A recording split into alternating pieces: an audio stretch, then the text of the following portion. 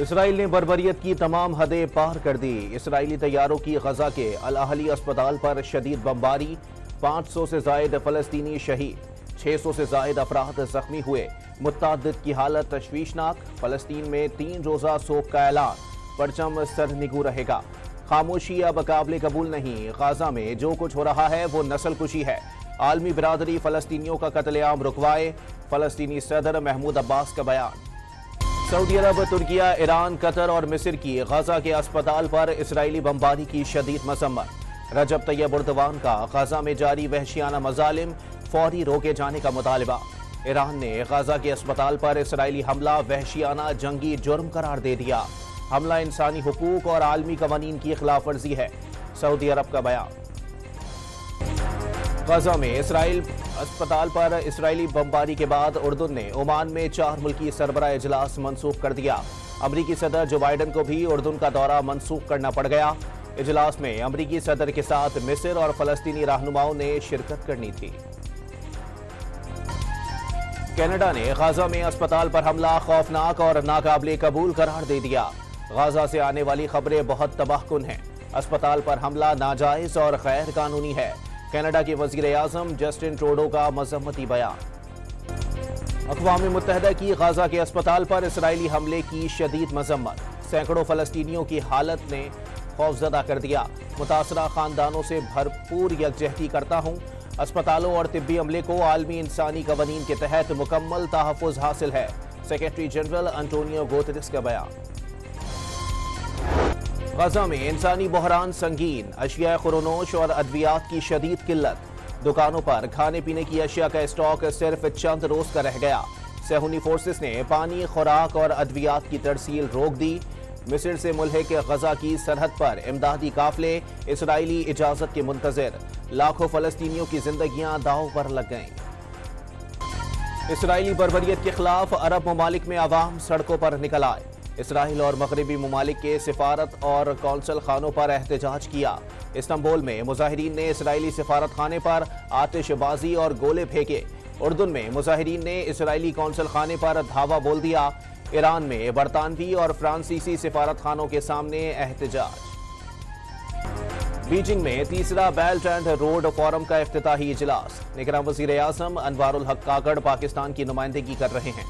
عالمی رہنماؤں کے ساتھ گروپ فوٹو بنوایا۔ چینی صدر کا افتتاحی اجلاس سے خطاب میں روشن مستقبل کے لیے اجتماعی چیلنجز کا مل کر مقابلہ کرنے پر زور۔ آرمی چیف کا فلسطین میں اسرائیل کی جانب سے طاقت کے بے دریغ استعمال اور جانی نقصان پر اظہار تشویش۔ جنرل عاصم منیر کی زیر صدارت کور کمانڈرز کانفرنس۔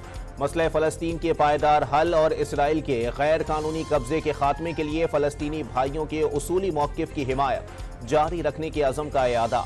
سپہ سالار کی تمام غیر قانونی تارکین وطن کی باحفاظت اور باعزت واپسی یقینی بنانے کی ہدایت۔ نگراں حکومت کا تحریک انصاف سے باضابطہ رابطہ۔ نگراں وزیر اطلاعات مرتضی سولنکی اور شفقت محمود کی ملاقات میں قومی سطح پر مفاہمت کے فروغ سے متعلق امور پر غور۔ شفاف انتخابات سمیت باہمی دلچسپی کے امور پر تفصیلی تبادلہ خیال۔ نگراں وزیر اطلاعات کی مولانا فضل الرحمان سے بھی ملاقات۔ سیاسی صورتحال اور آئندہ عام انتخابات کے نکات پر بات چیت۔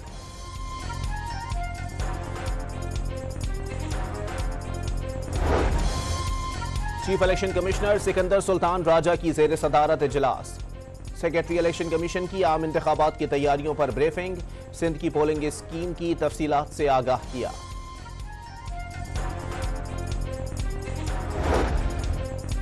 صدر عارف علوی سے تحریک انصاف کے وفد کی ملاقات۔ ملکی اور سیاسی صورتحال اور عام انتخابات سے متعلق امور پر تبادلہ خیال۔ پی ٹی آئی وفد میں مرکزی سیکریٹری اطلاعات رؤوف حسن اور بیرسٹر عمیر شامل تھے۔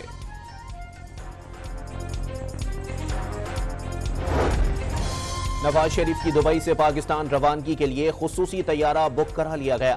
سابق وزیر اعظم 21 اکتوبر کی صبح دبئی سے روانہ ہو جائیں گے۔ کارکنوں اور رہنماؤں کو نماز فجر دبئی ایئرپورٹ پر ہی ادا کرنے کی ہدایت۔ سائفر کیس میں سابق وزیر اعظم کے خلاف مشکلات میں اضافہ۔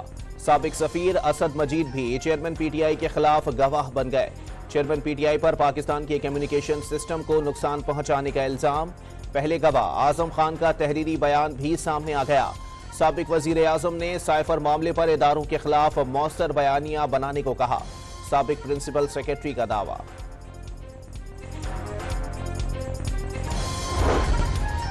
چینی کمپنی کا اسٹیل ملز کی خریداری میں دلچسپی کا اظہار۔ وزیر تجارت و صنعت نے چینی سرمایہ کاروں کو ہر ممکن تعاون کی یقین دہانی کرا دی۔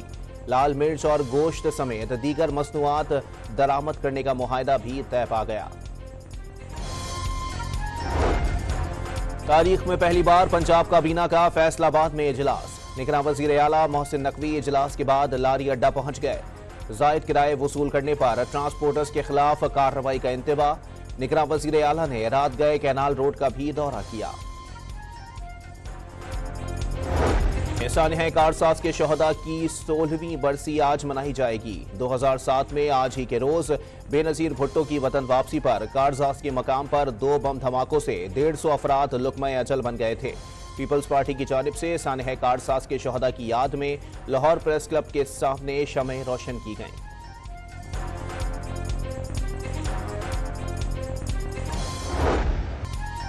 ورلڈ کپ کا ایک اور بڑا اپ سیٹ۔ نیدرلینڈز نے جنوبی افریقہ کو 38 رن سے ہرا دیا۔ ڈچ ٹیم نے جیت کے لیے 246 رنز کا ہدف دیا۔ جنوبی افریقہ 207 رنز پر ڈھیر ہو گئی۔ آج نیوزی لینڈ اور افغانستان کے درمیان مقابلہ ہوگا۔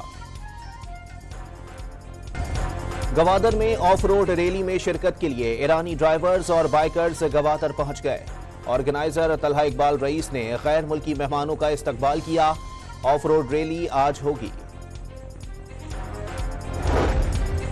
اور بھارتی پنجابی فلموں کے سپر سٹارز دربار صاحب پر حاضری دینے پاکستان پہنچ گئے۔ کرتارپور میں پاکستانی فنکاروں اور حکام نے پرتپاک استقبال کیا۔ بھارتی فنکاروں نے دربار صاحب کرتارپور میں ماتھا ٹیکا اور لنگر بھی کھایا۔